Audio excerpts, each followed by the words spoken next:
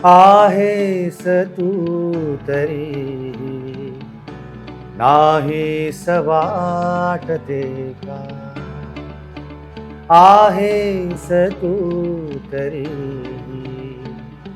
नाहीस वाटते का? डॉक्टर वसंतराव देशपांडेंनी खूप एक चांगलं स्टेटमेंट केलं होतं की असं नाट्यसंगीत असं काही वेगळं नसतं. त्या काळातलं जे रूढ संगीत आहे ते आपण नाटकात वापरतो, म्हणून ते असं वेगळं नाट्यसंगीत असं काही नसतं. नमस्कार, हाय, हॅलो, वेलकम. तुमच्या सगळ्यांचं स्वागत आहे पुन्हा एकदा हॅशटॅग बघायलाच हवं ह्या नवीन सिरीजच्या एका नवीन एपिसोडमध्ये. आज आपण आलोय ते फ्रेंड रिक्वेस्ट हे नाटक बघायला. सवाई गंधर्व आणि जमदग्निवत्स ह्या दोन संस्थांनी मिळून प्रोड्यूस केलेलं हे नाटक. प्रसाद दाणी ह्या नाटकाचे लेखक आहेत आणि कुमार सोहनी ह्या नाटकाचे दिग्दर्शक आहेत. अजय पुरकर जो स्वतः ह्या नाटकाचा निर्माता आहे, त्याने ह्या नाटकात एक मध्यवर्ती भूमिका केली आणि त्याच सोबत मध्यवर्ती स्त्री भूमिका केली आहे प्रियांका तेंडुलकर हिने. आणि त्या दोघांनाही तितक्याच ताकदीची साथ दिली आशिष पवार आणि अतुल महाजन यांनी.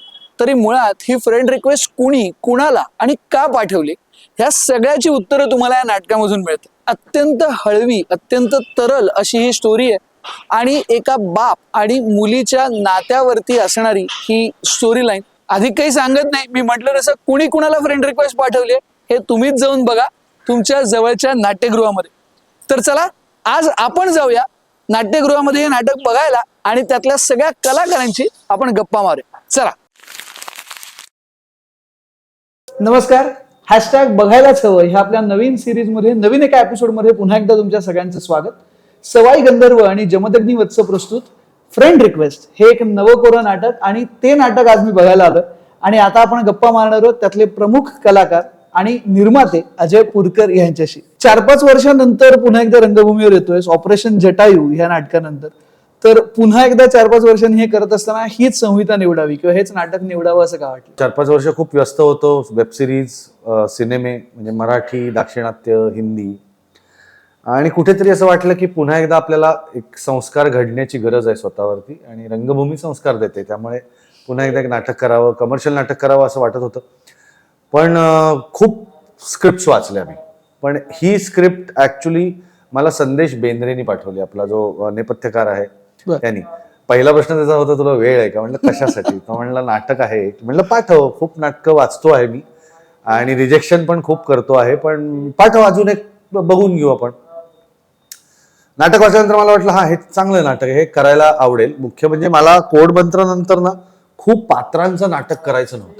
बरं, 35 लोक स्टेजवरती हे नको होतं. Ideally I wanted a play ज्याच्यात फक्त 2च लोक आहेत. ओके. पण मी म्हटलं चल, याच्यात 4च पात्र आहेत, आपण हे करू शकतो. आणि मी कायम असं म्हणतो की स्वतःशी आपण एक्सपेरिमेंट करायला पाहिजे ऍक्टर्सनी. तर तसं म्हणायला गेलंच तर या रोलमध्ये, कारण लोकांनी मला आतापर्यंत व्हिलन रोलमध्ये बघितलं असेल किंवा वॉरियरच्या रोलमध्ये बघितलं असेल, ऍक्शन करताना बघितलं असेल. सो मला एक असं नाटक हवं होतं की ज्यात खरं सांगायचं तर त्या रोलमध्ये काही नाही, म्हणजे ऍक्शन च्या पॉइंट ऑफ व्ह्यूनी. पण मी म्हणून म्हटलं होतं की मी एक छान बाप रंगवतोय या नाटकामध्ये, की जो एका मोठ्या कंपनीत खूप मोठ्या हुद्द्यावर आहे, CEO वगैरे, आणि त्याचा बँड्रामध्ये 22व्या मजल्यावरती फ्लॅट आहे. तर तो वेल सेटल्ड आहे, मेंटेन्स मर्सिडीज आणि असं सगळं. आणि बेसिकली ही गोष्ट आहे ती बाप आणि मुलीमधली गोष्ट आहे. त्याचा डिवोर्स झालाय आणि 15 वर्षांनंतर तो मुलीला भेटतो, ही कथा आहे. ती कशी येते वगैरे तो सगळा वेगळा भाग झाला.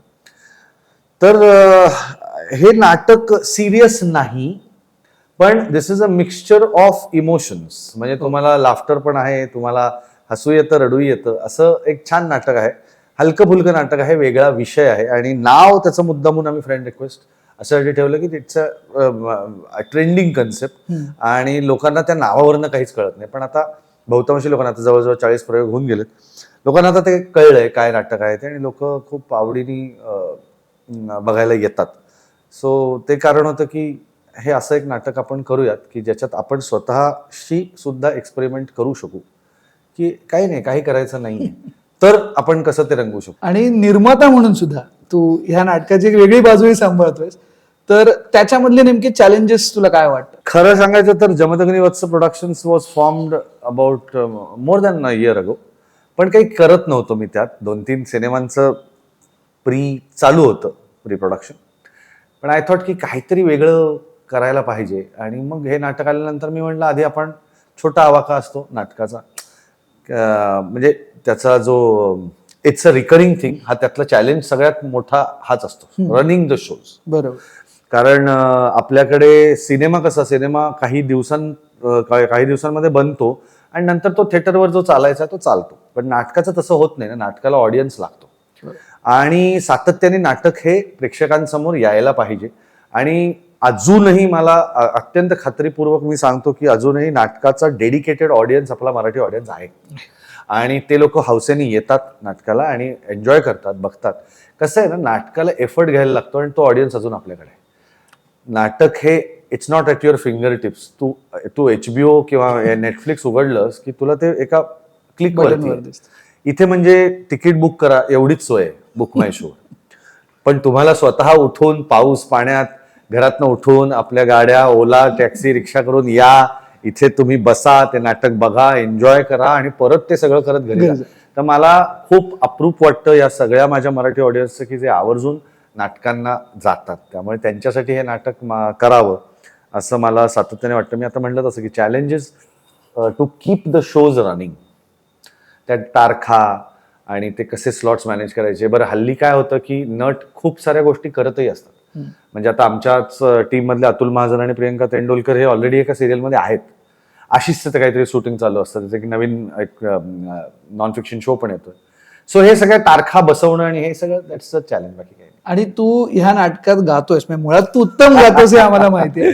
पण प्रेक्षकांसाठी या नाटकात एक वेगळं गिफ्ट आहे की अजय दादाने त्यात गाणंही म्हटलंय. त्यातल्या 2 ओळी जर का तू आता गायलास, जरूर. टीजर त्यांच्यासाठी. हो, का नाही. आणि मी असं ठरवलं होतं की मी जेव्हा नाटक प्रोड्यूस करीन किंवा मी जेव्हा कधी नाटक करीन तेव्हा त्या नाटकाचं गाणं हे गुरु ठाकूर लिहिल आणि कंपोज अशोक पत्की करतील, असं माझ्या डोक्यात खूप होतं. त्यामुळे मी त्या दोघांनाच अप्रोच झालो होतो आणि त्या दोघांनी अत्यंत प्रेमाने माझ्यासाठी ही दोन्ही कामं केली. म्हणजे गुरुनी अत्यंत उत्तम काव्य लिहून दिलं आणि अशोक पत्कींचं, काकांचं काही सांगायची गरज नाही, कारण इतका मोठा दिग्गज माणूस आहे की ब्लोटिंग पेपर ज्यांना म्हणतात. मी आता येताना त्यांची एक मुलाखत ऐकत होतो, तर त्यांनी अत्यंत प्रेमाने होकार दिला की हो मला. आणि मी त्यांना स्पेसिफिकली सांगितलं होतं, म्हणलं क्लासिकल करू नका, तुम्ही तुमच्या जॉनरचं गाणं करा. तर त्यांनी ते असं कंपोज केलंय. आहेस तू तरी नाहीस वाटते का, आहेस तू तरी नाहीस वाटते का, डोळ्यामध्ये अवेळी आभाळ दाटते का, आहेस तू तरी नाहीस वाटते का. क्या बात आहे. हे दिस इज टिपिकल पत्की काका. त्यामुळे मला ते गायलाय. मी म्हटलं तुम्ही काळजी जुन्या टायटल सॉंगची आठवण. हो, त्यांचे तो जॉनर आहे ना तसा. Melody is his strong point. त्यामुळे मला ते असं वाटत होतं की त्यांनीच ते कंपोज करावं. फार प्रेमाने. आणि लोक हे गाणं सगळ्या ऑडिओ प्लॅटफॉर्म्सवर पण आहे, लोक ते डाउनलोड करून त्यांच्या रिंगटोन्स वगैरे म्हणून ठेवतात. आणि मी म्हटलं तसं तू उत्तम गातोस हे आम्हाला माहितीये. जमदग्नी वत्सच्या माध्यमातून हे नाटक आलंय, पण एखादं संगीत नाटक किंवा संगीत प्रधान नाटक प्रोड्यूस करावं किंवा तसं काही करावं अशी इच्छा आहे? संगीत प्रधान म्हणजे काय आहे ना, थोडीशी कन्सेप्ट आता बदलायला पाहिजे असं मला वाटतं. कारण की संगीत नाटक म्हणजे डॉक्टर वसंतराव देशपांडेंनी खूप एक चांगलं स्टेटमेंट केलं होतं की असं नाट्यसंगीत असं काही वेगळं नसतं. त्या काळातलं जे रूढ संगीत आहे ते आपण नाटकात वापरतो, म्हणून ते असं वेगळं नाट्यसंगीत असं काही नसतं. त्या काळातलं रूढ म्हणजे त्या काळी ते होतं, त्याच्यातनंच ते पुढे नाट्यसंगीत झालं. सो आता मला आवडेल करायला, पण मला असं वाटतं की मी टी शर्ट जीन्स मध्ये बसून गातोय किंवा असं काहीतरी करायला जास्त आवडेल. म्हणजे सांगायचा मुद्दा काय, कन्सेप्ट जी असेल ती कंटेम्पररी असली पाहिजे. पण गाणं हे माध्यम आहे, त्यामुळे आपण काही चांगलं कंपोज करून तिथे गाऊच शकतो. तर ते करायला जरूर आवडेल. असं कोणीतरी, मी तर म्हणतो पुढे यावं की त्यांनी असं काही लिहिलेलं असेल म्हणजे ज्याच्यात पद्य पण आहे आणि गद्य पण आहे, तर मजा येईल करायला. आणि कपडे आजचे नॉर्मल कपडे, T shirt jeans shirt blazer काय हरकत काय. आणि तू जसं म्हणालास तसं की ऍक्शन फिल्म्स मध्ये किंवा अशा पद्धतीने आम्हाला सगळ्यांना बघायची सवय, मग बाजीप्रभू देशपांड्यांची भूमिका असेल किंवा अगदी जटायूमध्ये तू आर्मी मॅन किंवा कोडमंत्र मध्ये एक आर्मी, आता मुंजापर्यंत तिथपर्यंत आम्ही तुझ्या भूमिका बघितली. पण आता चित्रपटांमध्ये सुद्धा तू एक वेगळी भूमिका साकारतोयस आणि एक नवीन चित्रपट भेटीला येतोय, त्याविषयी थोडं सांग. नवीन चित्रपट येतोय म्हणजे मला सांगायला खरं तर आनंद आणि अभिमान जास्त आहे की 84 वर्षापूर्वी प्रभात सिनेमानी संत ज्ञानेश्वर केला, त्यानंतर 84 वर्षांनंतर आमचा पिक्चर येतोय संत ज्ञानेश्वरांची मुक्ताई. तो बरं. रिलीज होतोय 3 जानेवारी 2025 रोजी आणि टीझर त्याचा खूप हिट झालेला आहे आणि मला असं वाटतं की पुन्हा एकदा हा आपला जो इतिहास आहे की मी कायम म्हणतो संत ज्ञानेश्वर माऊली म्हणजे जगातलं आश्चर्य म्हणून डिक्लेअर केलं पाहिजे. 16व्या वर्षी असा एक ग्रंथ लिहिला की ज्याचे अर्थ अजूनही लोक 90 आणि 95 वर्षाचे झाले तरी लावतातच आहेत.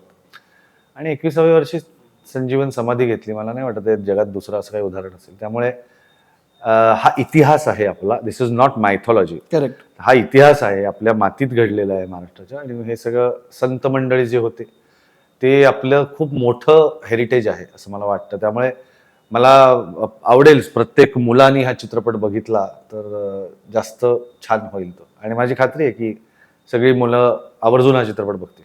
आणि त्यातल्या तुझ्या भूमिकेविषयी माझी भूमिका जरा गुलदस्त्यात ठेवू का आता? मी काय आहे ते लोकांना नाही. सांगायला हरकत नाही. मी चांगदेव महाराजांच्या भूमिकेत आहे या सिनेमात आणि वेगळा रोल होता. त्यामुळे एका दृष्टीने म्हणशील तर विलन, पण नंतर ते जेव्हा ते शरण गेले मुक्ताईला तेव्हा त्यांनी त्यांचे शिष्यत्वच पत्करलं. सो चांगला आहे, फिल्म चांगली झालेली आहे आणि मी बघितली तर खूप छान जाईल ती. आणि अत्यंत फिट असणाऱ्या कलाकारांपैकी तू एक आहेस, म्हणजे आम्हाला सगळ्यांना माहिती आहे. तर फिटनेसचा नेमका फंडा काय किंवा नेमकं काय करतोस तू? I don't skip my workouts. Okay. त्यामुळे मला असं मला शूट वगैरे असताना सुद्धा नाही, शूट म्हणजे कसं आहे ना की जर सिनेमाचं शूट असेल तर आय ट्राय टू मॅनेज की मला जिम मिळेल. ओके. पण कधी कधी दिग्पाल लांजेकर सारख्या अत्यंत बिझी डिरेक्टर बरोबर जर शूट करत असेल तर तो खूप हेक्टिक शूट करतो. म्हणजे खूप कमी दिवसात तो फिल्म्स करतो आणि ज्यात सगळंच असतं. गाणं पण असू शकतं, इमोशनल सीन्स पण आहेत, फाईट पण आहे, सगळंच. बरं. तेव्हा मी काही करत नाही. ओके. त्यामुळे म्हणजे ते परीक्षेच्या आधी प्रिपरेशन करायचं, गाडीवरती जाताना गाईड नाही वाचायचं असं मी म्हणतो. काय की त्या फिल्मच्या वेळेस मी काय करत नाही. पण हिंदी आणि साऊथला जर गेलो तर आय सी टू इट की माझी जिम आहे तिथे आणि तिथे मी वर्कआउट करतो. आणि दुसरी गोष्ट, I maintain very strict discipline about eating. Okay. म्हणजे काय खायचं ह्याचे काही नियम मी घालून घेतलेले आहेत. म्हणजे भूक लागली की आपण नॉर्मली नॅचरल टेंडन्सी असते की जे आहे ते दे, तर मी ते जे आहे ते दे मध्ये पण ऑप्शन्स क्रिएट करतो. ओके. माझ्याकडे गाडीमध्ये माझ्या बास्केट्स असतात ज्याच्यात Okay. खजूर असू शकतं, राजगिऱ्याची वडी असू शकते, एखादी चिक्की असू शकते, बरं. फळं असतातच. तर ह्या सगळ्या गोष्टी आहेत ना, या जवळ ठेवल्या की ऍक्च्युली ती भूक थोडीशीच लागलेली असते. Just to kill the craving. मग काय होतं, वडापाव समोर येतो आणि ते पदार्थच असे आहेत की कसं ना तोल जातो ना. तर ते थोडंसं कंट्रोल करण्यासाठी आय मेंटेन की काय खातो याच्यावरती लक्ष ठेवायचं, बस बाकी काही नाही. आणि आता तू साऊथ इंडियन फिल्म्स विषयी बोललास, तर साऊथ इंडियन फिल्म्स तू केलेल्या आहेस. मराठी चित्रपटसृष्टी आणि दाक्षिणात्य चित्रपटसृष्टी याच्यामध्ये नेमका काय फरक झाला? खूप रे, जमीन आसमानाचा फरक आहे. डोंट इवन कम्पॅरिझन होऊच शकत नाही. It's like comparing an apple with an orange. खूपच पुढे आहेत ते सगळ्याच बाबतीत. बजेट्स, टेक्निकल फिनेस, टेक्निशियन्स म्हणून सुद्धा. म्हणजे मी एकाच वाक्यात सांगतो तुला की त्यांच्यासाठी बेसिक नीड आहे अन्न वस्त्र निवारा सिनेमा. बरं.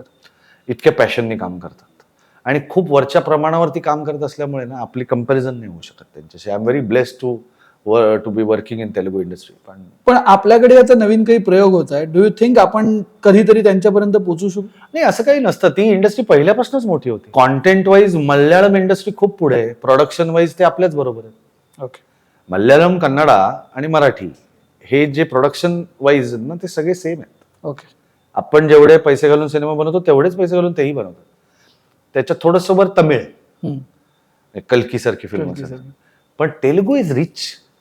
त्यांच्यासाठी 150 कोटी, 200 कोटी, 400 कोटी इट्स नथिंग. कारण त्यांना रिकव्हरीची गॅरंटी असते. हा सगळ्यात मोठा प्लस पॉइंट आहे आणि त्याचं पण कम्पॅरिझन करू नये, कारण की आपल्या लोकांसाठी अजूनही मराठी लोकांसाठी नाटक सिनेमा ही एंटरटेनमेंट आहे, ही गरज नाही. त्या लोकांसाठी नाही, शुक्रवार सिनेमा नाही बघितला म्हणजे काय, जेवणार नाही मी एक वेळ. त्या लेवलला आपला ऑडियन्स नाही, त्यामुळे कशाला कम्पेअर करायचे, ते लोक जातात. आणि कमिंग बॅक टू पुन्हा एकदा फ्रेंड रिक्वेस्ट, ह्या नाटकाचा युएसपी काय असं तुला वाटतं? या नाटकाचा युएसपी असा आहे असं मला वाटतं की या नाटकाला एज नाही. ओके. म्हणजे राईट फ्रॉम जी मुलं 22 वर्षांपासनं ते, मी एज ग्रुप असं सांगतो की मुलं मुली right from the age of 22 to senior citizens 65-70 सगळेजण हे नाटक बघू शकतात आणि सगळे एन्जॉय करतात. That is the biggest USP. कारण कधी कधी एक विषयाला धरून असतं, त्यामुळे त्या एज ग्रुप साठीच तो आहे असं वाटतं. आता अलबत्या गलबत्या मुलांसाठीच आहे ते, इट्स व्हेरी स्ट्रेट फॉरवर्ड. तसं ह्या नाटकाचं युएसपी मला असं वाटतं की ह्या नाटकाला एजच नाहीये. कॉलेजची मुलं पण एन्जॉय करतात, कारण की त्या मुलीशी ते कनेक्ट करतात. 45 वर्षाचे जे पुरुष आहेत ते माझ्याशी कनेक्ट करतात ऍज बाप. आणि ह्या सगळ्या दुर्दैवाने कौटुंबिक कलह असेल तर त्याच्यात सगळ्यात बिचारे सिनियर सिटीजन असतात, जे करू काही शकत नाहीत, पण जे त्यांना फेस तर करावंच लागतं. बरोबर. सो सगळ्यांसाठी आहे नाटक. ह्या नाटकाच्या डिरेक्शन विषयी, म्हणजे कुमार सोनींसारखे अत्यंत दिग्गज दिग्दर्शक हे करतात, तर ह्या डिरेक्टोरियल ट्रीटमेंट विषयी काय सांगशील ह्या नाटकाच्या? नाही, काय व्हेरी एक्सपिरियन्स्ड डिरेक्टर, त्यामुळे त्यांनी मला ते फोन केला तेव्हा मी काही त्यांना फारसे प्रश्न विचारले नाहीत. आणि माझी सवय आहे की मी पूर्णपणे सरेंडर होतो आणि मग माझं जे काही सजेशन द्यायचे असतात ते मी नंतर सुचवतो. त्या ऍक्सेप्ट झाल्या तर ठीक, अदरवाईज असेही डायरेक्टर्स असतातच ना की ज्यांचे काहीतरी विजन क्लिअर असते. So it was a pleasure working with. जाता जाता शेवटचा प्रश्न, की हे जे नाटक आहे, तू जसं स्वतःच म्हणालास मगाशी की तुला ऍक्शन ह्याच्यामध्ये किंवा वेगळ्या पद्धतीच्या रोल्स मध्ये बघितलंय, एक वेगळा हळवा बाप तू इथे साकारतोयस, प्रेक्षकांच्या प्रतिक्रिया कशा आहेत? फार सुंदर आहेत. पीपल कम टू मी, म्हणजे असे अनेक लोक आहेत जे अनफॉर्च्युनेटली जर ते असा एक्सपिरियन्स करत असतील आयुष्यात, कोणाच्या आयुष्यात काय घडतं आपल्याला माहिती नसतं, पण असे मला काही अनुभव आलेत लोकांचे की ते येऊन सांगतात की माझी पण मुलगी आहे किंवा माझा पण मुलगा आहे आणि असं असं माझ्या आयुष्यात घडलं, त्यामुळे आज म्हणे मी बराच इमोशनल झालो तुमचं नाटक बघून. मला असं वाटतं की ते कुठेतरी भिडणं, नाटकातला कुठला तरी भाग प्रेक्षकांना भिडणं माझ्यासाठी सगळ्यात महत्वाचं आहे. तो भिडला की नाटक पोचलं. Yes, thank you so much. आणि Thank you so much. की इतक्या वेळात वेळ काढून, कारण आता प्रयोग आहे, अवघ्या काही मिनिटात Yes. मंचावर जायची धावपळ आहे, पण तरी सुद्धा आमच्याशी एवढ्या गप्पा मारल्या. खूप खूप धन्यवाद. Thank you so much. Thank you. Sawai Gandharva आणि जमदग्नी वत्स प्रस्तुत फ्रेंड रिक्वेस्ट हे नाटक आत्ताच आपण त्यातल्या कलाकारांची गप्पा मारल्या. ते नाटक मी बघून आलो. प्रसाद दाणी लिखित आणि कुमार सोनी यांनी दिग्दर्शित केलेलं, त्याच सोबत गुरु ठाकूर यांनी लिहिलेलं अतिशय उत्तम गाणं या नाटकामध्ये आहे. अशोक पत्की यांनी त्याला संगीत दिलेलं आहे आणि त्याच्या काही ओळी अर्थातच अजयदाराकडून आपण एपिसोड मध्ये ऐकल्या सुद्धा. त्यामुळे अजयदाराचं हे गाणं ऐकण्यासाठी आणि त्याच सोबत एक अत्यंत वेगळी, आजच्या पिढीला रुचेल अशी गोष्ट, आणि केवळ आजच्याच पिढीला नाही तर मला असं वाटतं ह्या नाटकाचं युएसपी ह्यातच आहे की ह्याच्यात प्रत्येक वयोगटासाठी काहीतरी आहे. म्हणजे अर्थातच आमची जी पिढी आहे थोडीशी 20, 22, 25 वर्षाची, त्यांच्यासाठी काहीतरी आहे. आमच्या आई वडिलांच्या पिढीमधले जे असतील 40, 50, 60च्या आसपास आहे त्यांच्यासाठी काहीतरी आहे. आणि अर्थातच एक एंटरटेनमेंट पॅकेज म्हणून 60च्या वरच्या लोकांसाठी तर नक्कीच हे नाटक आहे. त्यामुळे तुम्ही सगळ्यांनी लवकरात लवकर तुमच्या जवळच्या नाट्यगृहात जेव्हा या फ्रेंड रिक्वेस्टचा प्रयोग असेल तेव्हा नक्की नाट्यगृहात जा, हे नाटक बघा. कदाचित तुमच्या आयुष्यात अशीच एखादी नवीन फ्रेंड रिक्वेस्ट येईल, ती ऍक्सेप्ट करा आणि ह्या नाटकाचा आनंद घ्या.